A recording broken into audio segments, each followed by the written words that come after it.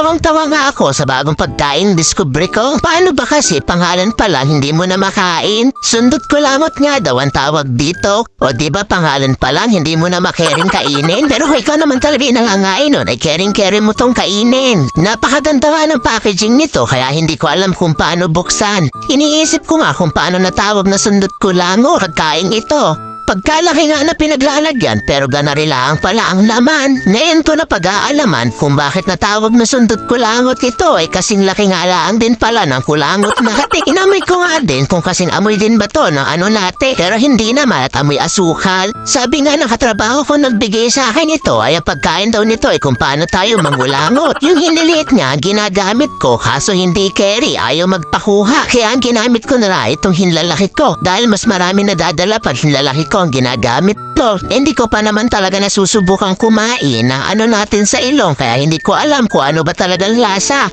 Pero itong kinakain ko ay lasang sugar lang naman. Masarap siya. Kaso bitin, bakit ba naman kasi ganito ang lalagyan? Napakalaki, unti-unti naman ang laman.